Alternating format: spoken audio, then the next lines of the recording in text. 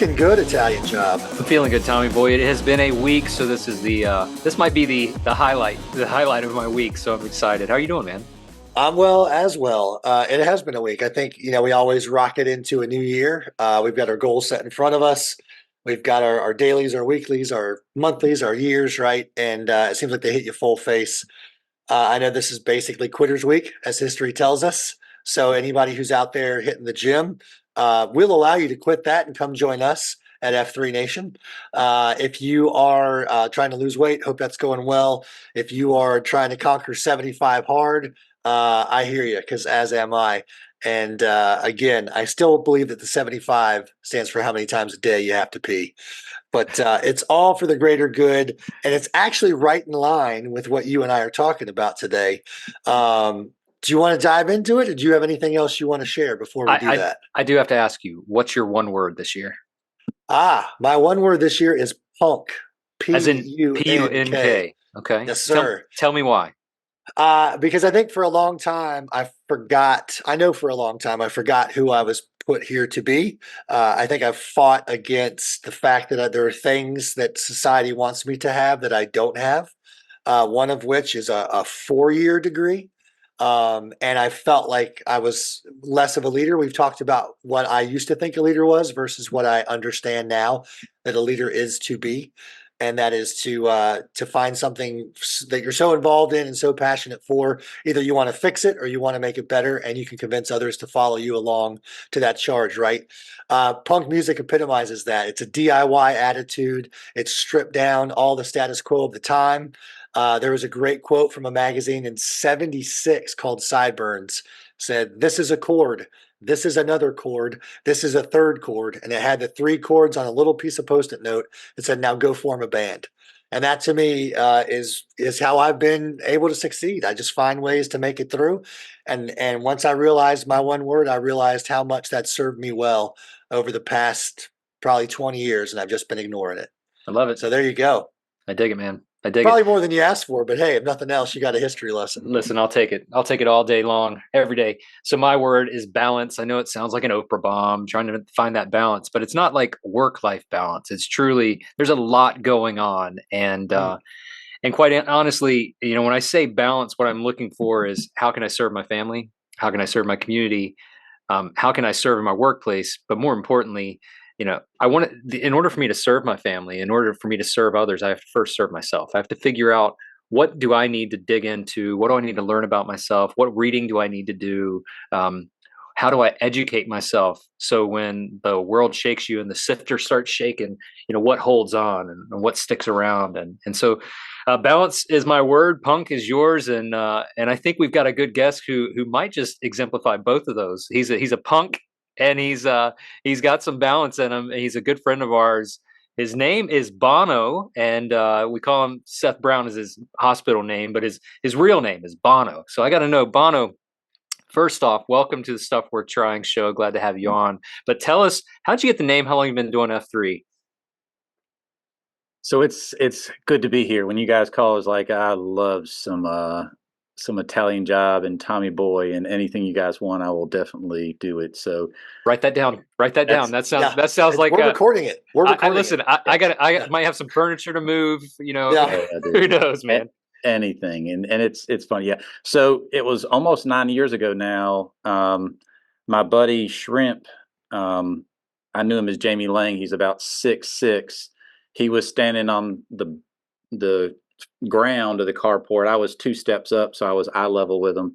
And he's like, "Seth, you got to come out to F3." I'm like, "Dude, I'm getting up at 4:30 already, doing a PhD. I'm reading. I don't have time for that." He said, "Seth," and he paused. He's like, "You got to work out with us in the morning so you can be a dad the rest of the day." And that hit me hard. Went to a workout. Papa Smurf was the cue there. We played ultimate frisbee. I hurt for 4 days after that.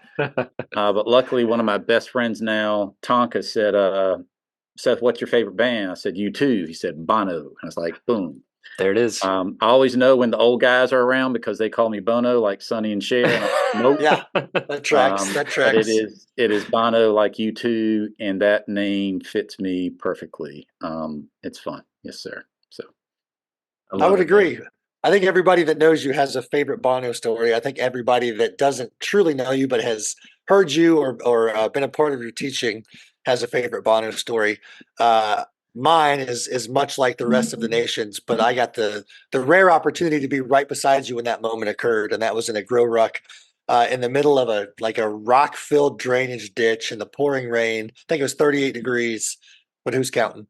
And just the stoic way you delivered some mental fortitude to a man when he needed it has resonated for a long time. So I'm thrilled to have you here. Rumor has it, and folks who have read the F3 Nation newsletter may or may not have already seen it. If you have not read it, this is your opportunity to pause here, go read it, and come back and join. You penned a pretty great piece that was inspired by a lot of guys. If you wouldn't mind, we just kind of want to make that the topic of today because it really resonates. Again, harkening back to goal setting, successes, quote unquote failures, and we'll get into that too. But you mind taking it away? Yeah, sure.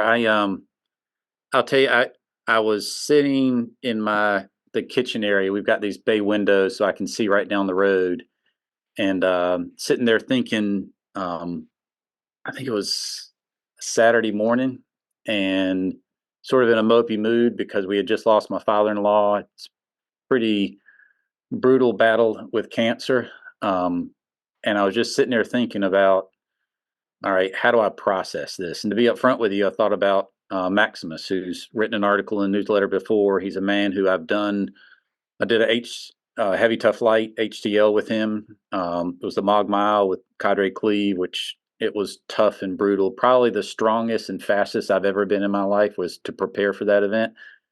And him and the crew from the fort there were solid. The four guys from the fort and the three guys from ENC, point blank, we were seven of the people who did the all three events, and we just led the way. And we could trust each other. We pushed each other. It was awesome.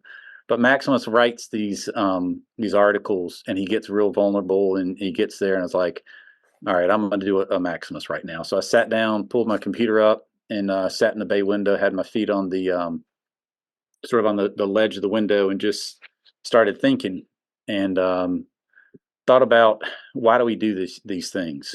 I literally just lost my father-in-law.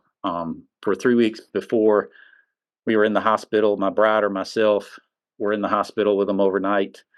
Um, I mean, I didn't see her a lot.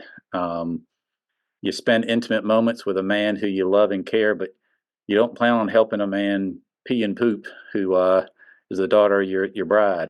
And so it's those times of it was tough.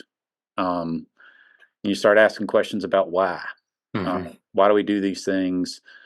And so really for me, it was this idea of thinking about the parable of pushing the rock. That's a parable of a farmer tasked by God to do a job he didn't understand. Um, and then finally at the end, he understood it. And so that Saturday, I was like, maybe I understand. I understand why I do these things, and how I can be here for my family. So that was a cool thing. You want me to tell the parable? Yeah, let's hear that parable for the guys who don't know it. Yeah. So it goes like this. There once was a man who lived in a cabin next to a field. In the middle of the field was this huge rock. It was an enormous, enormous boulder. One night, God came to the man in a dream and said, I want you to go out in the morning and every morning after that and push the rock with all your heart, with all your might. So the next morning and every morning after that, the farmer did exactly as God had instructed.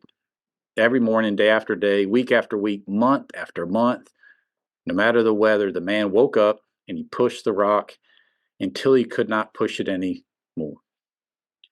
And day after day, week after week, month and month, the rock never budged, not 1 inch. So some days he did not feel like pushing the rock, but he did it anyway because God told him, you got to do it anyway. Some days he did not push the rock with all his heart and all his might. He just gave a partial effort until he realized this was not God's command. His task was to push the rock with all his heart, all his might, every morning. And eventually he grew frustrated and prayed, got down on his knees and said, God, why am I pushing this rock? Day after day, week after week, month after month, I have pushed this rock. I have never moved it, and I never will. And God replied, I did not ask you to move this rock. I asked you to push the rock with all your heart, with all your might, and you have been an obedient and faithful servant. Now look at how you have transformed yourself. Your shoulders are broad, your arms are strong, your legs are powerful.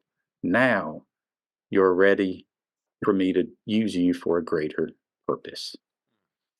And I was like, Amen. Yeah. Yeah. I mean, how many times do we push the rock and never see the progress, and not just physically, but sometimes, reading, studying, and work. I mean, you put in all this effort and you're wondering, am I ever going to see the fruits of my labor? Am I ever going to get to that point? I had a conversation this morning. I was talking with a good friend of mine, and I consider him. He's my whetstone relationship. So he is how I sharpen myself as a blade. I bounce things off of him. And he told me, I just had a conversation last week with a guy who told me, I've worked my entire life to get this one job, this one promotion, this one thing I've been seeking my entire life, and I am miserable. He got it. He got that thing that he thought was going to fill the void. It was going to, whatever that thing is, the car, the house, the money, the beach house, whatever it is, that thing, I got to get that thing. And then when he got it, he said, it's not what I'm miserable. The pursuit, I'm miserable where I am now. And we don't always see the fruits of our efforts. We don't always see the rock move, but we're not always told that that's not our job. Our job is not to move that rock. It's to push on that rock. And you saw it first thing. There's an author by the name of Pete Rollins. He's kind of a modern day philosopher out of Belfast. And he asks the question, what happens the day after the coyote catches the roadrunner? Mm. And that always has gave me pause. You've spent all this money on Acme. You've fallen off 1,000 cliffs. You've been hit by 1,000,000 Mack trucks, and then that day comes. You catch him, you take him home, you stuff your face, you feed your family, and then what happens the next day? Yeah. Where's your purpose the next day? Where do you find it? And Lord knows, half the time when we're talking about struggles and outcomes and desired outcomes and how am I going to get through this thing? And then it happens, and you look back. It's either you step up and you step out of bed the next day and move forward, or you sit there and wonder what was all that for. Yeah. And I think that's where we have the opportunity to come into those thin places and affect change and help other guys accelerate, because that's a tough reality to face. Bono, I think yours was a much different reality because there was a purpose there, right? You served a purpose, and that purpose was to love on another human being, and in turn demonstrate for your family and other loved ones what that looks like, what that feels like, and that doesn't make it any easier all the Yes, way. that I think is right there, Ajay. The story you told is it's almost the story of joy versus happiness. Am I just seeking this thing that I hope, this car, this job, this thing, or is it something that has a true purpose? And I think one of the things for me about pushing the rock is the reason we do these CSOPs, the reason that we do these completely stupid and utterly purposeful things is because there's a purpose to it. And I think that's what you just talked about right there, Tony Boy, is that I know the purpose. For me, the purpose of doing that HTL was, number one, some of my best friends are still from that event. I mean, I trust and love those guys. I think number two, I know that I can stay awake for 49 straight hours. I know that at the end of the tough, the tall guy, Chad from Texas, who literally was lifting a 120-pound sandbag over his head. This was probably 9 o'clock in the morning of the tough. So we've been 24 hours. We started up and we're probably 2 hours away from, so it's probably 4 o'clock in the afternoon, 3 o'clock maybe. And this guy was lifting this 120-pound sandbag clean. I was like, who does this? This guy was superhuman. And I know that for me, it was a matter of, at the very end, we did this, because it was a mile mile. So we had to, pretend kill people, drag. So his buddy drags, and it got to the point where he had that 120 and he just couldn't lift it up. And I was like, and because he's so tall, I was like, I just drug it down, put it on. take a breath, and just I'm chugging towards the flag where the endpoint was. And I had two guys ask me, "You want me to take it?" I'm like, "Nope, I got it." And so for me, just knowing that at the end of those, that harshness, right, all the brutality of doing that, I'm carrying that thing. I know I'm going to get to the flag, and if the flag's the end, I'm done. If the flag's not the end, I'll give it to a buddy. So that's my goal. And so I keep rolling, keep rolling. And so this man who helped me all through the event, he was always there.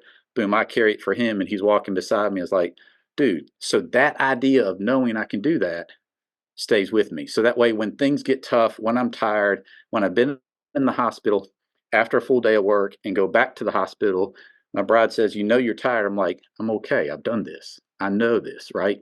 And so it makes me realize I've been beat down and proven I can do it. So then I know I can be there when there's a real need. Yeah.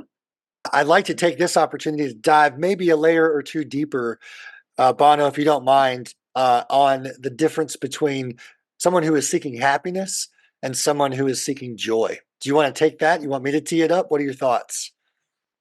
Yeah. I think for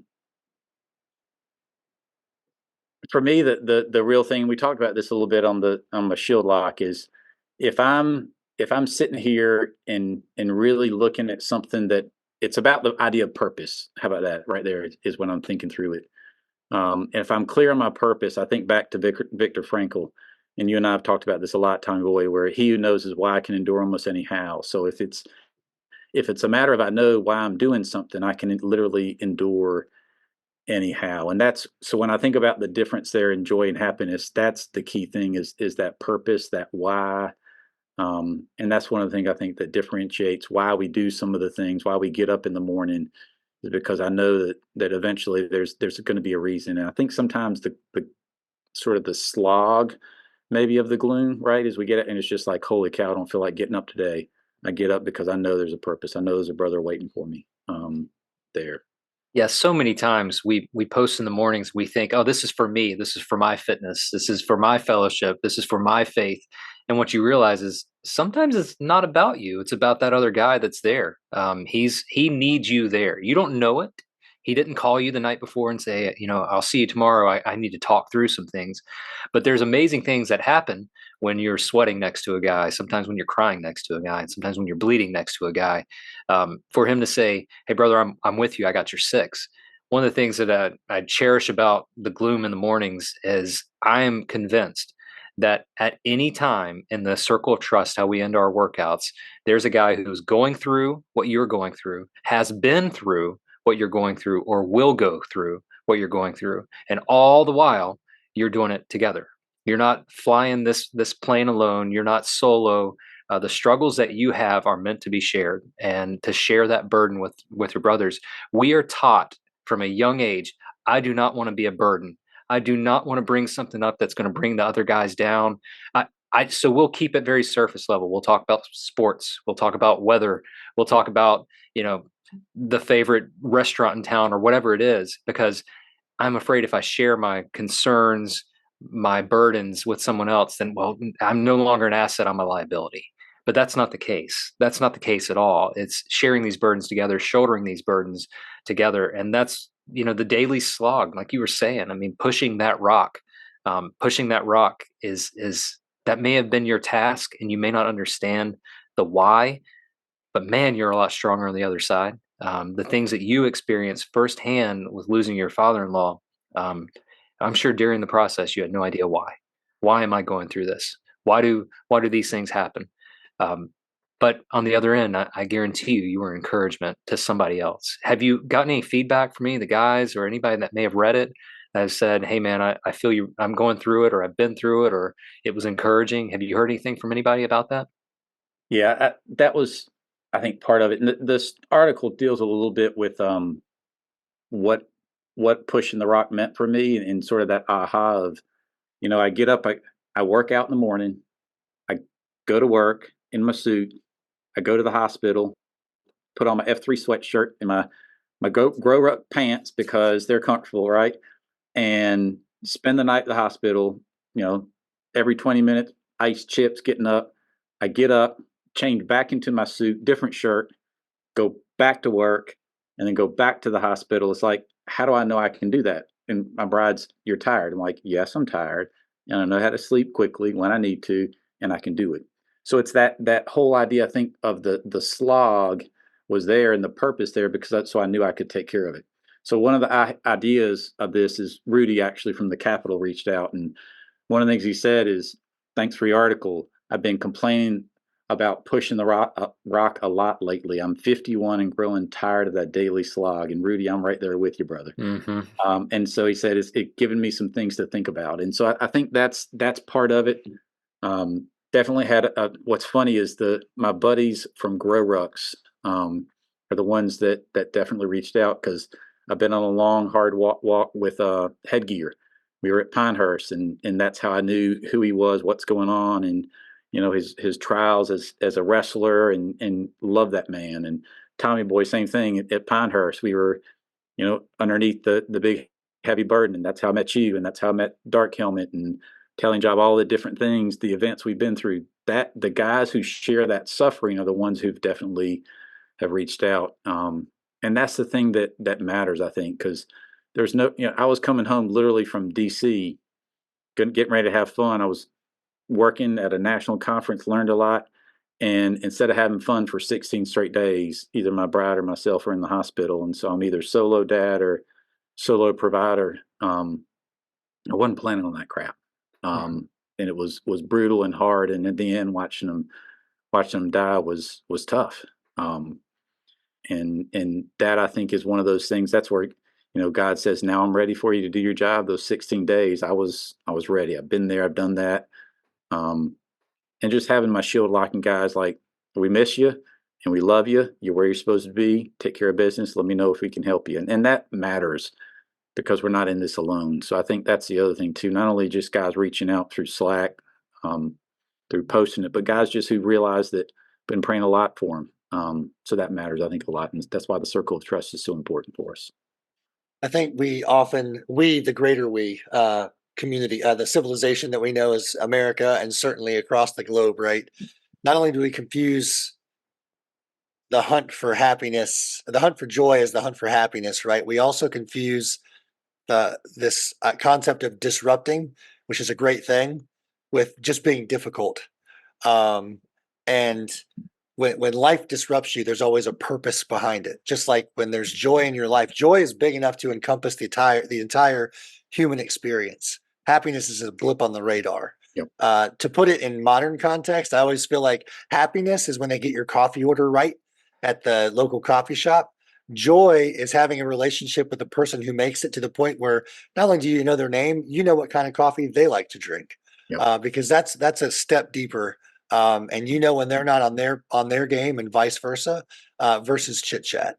And so when these purposeful disruptions happen in our life, there's something there. There's a gift buried in that muck for us to find. Whereas if you're just being difficult, or things are temporarily difficult, that's a bridge that has an end to it, right? And it may just be difficult for the lack of being difficult. A flat tire when you're trying to get home, right? That's difficult. But what you're describing, what you've experienced and what you've been through, not just with your father-in-law, but the things we share in the gloom together, the Grow Ruck experience, the HTL Go Ruck experiences, there's a purpose buried within all of that. And it may not reveal itself right away, probably will not. If it is, you didn't do it right. But these kind of conversations are what really matters. This, where we're about to go with this NGNB network, we just had a conversation today that there are so many people out there, 75% of which are men, that make a permanent decision because of a temporary difficulty. And they don't have yet what we have found since. And I think that's what we're called to do. If you feel right now like your life doesn't have a purpose and you're an F3 guy, tomorrow morning when you post, and if you're not planning on it, plan on it, post and look to your left or right. And that 180-degree glance, there's at least two purposes, and odds are they're on your immediate left and your immediate right. Amen. All right, Well, TB, fellas. yeah, we're running into the end of the time. I did want to share one thing that I drafted up earlier this week, just based on spending time in the gloom with some of the guys, and it's just a little bit of encouragement. So consider this a little bit of encouragement. Be brave, be cautious. Be strong, but be vulnerable. Be wise, but humble. Provide, but be present. Be who your family, not only what they need, but who they deserve. Hell on earth would have been to meet the man that you could have been. That's a Tony Robbins quote. The hell on earth would have been to meet the person that you could have been. There's nothing worse than I have great expectations of what I want to be, but for some reason I just put them on the back burner because I was too afraid. I was too proud. I was too. We can come up. We can insert whatever word you want to put here, but you have a purpose. You have a final destination. Your failures are waypoints, and they're not endpoints. You have somewhere to be and someone to journey with. So take that journey. Do the things that you know need to be done, even if they are the hard thing. Be brave, be courageous, be vulnerable, be trusting, but know that you're not doing this alone. Hi. Aye. Bono, thanks for sharing. Thanks for teaching. Thanks for being you and not keeping it to yourself, but giving it away. If a grown man hasn't told you, I love you, brother. Love you. Be good or be good at it. See you, fellas.